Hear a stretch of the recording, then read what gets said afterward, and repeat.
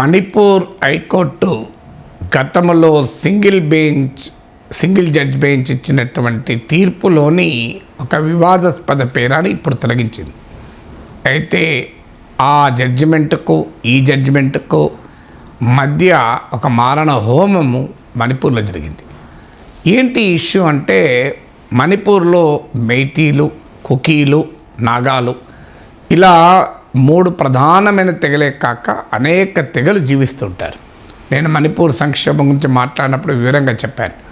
మైదాన ప్రాంతాల్లో మెయితీలు ఉంటారు, కొండ ప్రాంతాల్లో కుకీలు ఉంటారు. సో మెయితీలను కూడా ఎస్టీ జాబితాలో చేర్చితే కొండ ప్రాంతాలలో ఉన్నటువంటి భూములు కూడా మెయితీలు ఓన్ చేసుకునే అవకాశం ఉంటుంది.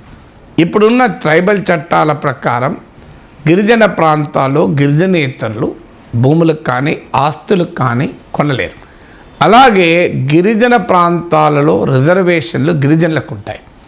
అందువల్ల కొండ ప్రాంతాలలో కూడా భూములు కొనగలగాలి, మెయితీలు నివాసాలు ఏర్పరచుకోవాలి, ఉద్యోగాలు పొందగలగాలి అంటే మెయితీలకు కూడా ఎస్టీ హోదా కావాలి. ఆ రకంగా మెయితీలు చాలా కాలంగా డిమాండ్ చేశారు. కానీ మెయితీల డిమాండు ఎప్పుడు కూడా అంగీకరించలేదు. మార్చి 27న Manipur high court single judge bench ఒక ఆశ్చర్యకరమైన తీర్పు చెప్పింది. ఆ తీర్పులో రాష్ట్ర ప్రభుత్వాన్ని ఈ జడ్జిమెంట్ వచ్చిన 4 వారాల్లో మెయితీలను ఎస్టీ హోదా కల్పించే అంశాన్ని పరిశీలించమని కోర్టు రాష్ట్ర ప్రభుత్వాన్ని ఆదేశించింది. ఇలా కోర్టు ప్రొయాక్టివ్గా రాష్ట్ర ప్రభుత్వాన్ని సూచించడం కానీ ఆదేశించడం కూడా ఒక వివాదంగా మారింది. అయితే దీంతో ఇక మెయితీలు, కుకీల మధ్య తీవ్రమైన ఘర్షణలకు కారణమైంది. మణిపూర్ రావణ కాష్టంగా మండింది.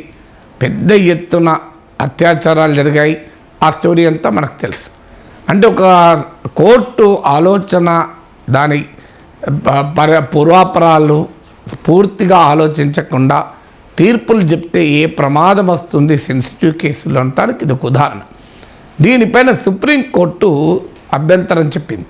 ఇలా హైకోర్టు ఒక సెక్షన్ ఎస్టీ హోదా కల్పించమని కన్సిడర్ చేయమని ప్రభుత్వానికి సూచించడం ఏంటి, ప్రభుత్వాన్ని ఆదేశించడం ఏంటి అని సుప్రీంకోర్టు కూడా అభ్యంతరం చెప్పింది.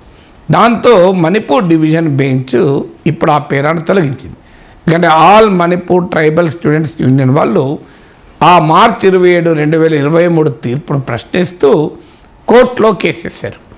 అసలు మీరు ఇలా మెయితీలకు ఎస్టీ హోదా కల్పించమని కోర్టు రాష్ట్ర ప్రభుత్వానికి ఆలోచించమని తీర్పు చెప్పిన సమయంలో ఆ పిటిషన్లో ఏ గిరిజన ఆదివాసీలకు, గిరిజనులను రిప్రజెంట్ చేసేటువంటి వారికి అక్కడ వారి మాట వినకూడా వినలేదు.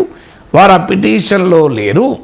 ఇలా మీరు ఏకపక్షంగా ఎలా ఇస్తారు, దీన్ని పునరాలోచించమని మణిపూర్ హైకోర్టులో కేసు వేశారు. ఆ కేసును ఆధారంగా చేసుకుని ఇప్పుడు మణిపూర్ హైకోర్టు గతంలో తమ కోర్టులోని సింగిల్ జడ్జి ఇచ్చినటువంటి తీర్పులోని వివాదాస్పద పేరా 17 తొలగించారు. కానీ జరగాల్సిన నష్టం ఇప్పటికే జరిగిపోయింది. మెయితీలకు, కుకీలకు మధ్య దశాబ్దాల పాటు కూడా పూడ్చలేనంత అగాధం ఏర్పడింది. ఇది దేశ సమైక్యతకు సవాలుగా మారింది. ఇంత భయంకరమైన హింసాకాండకు కారణమైంది.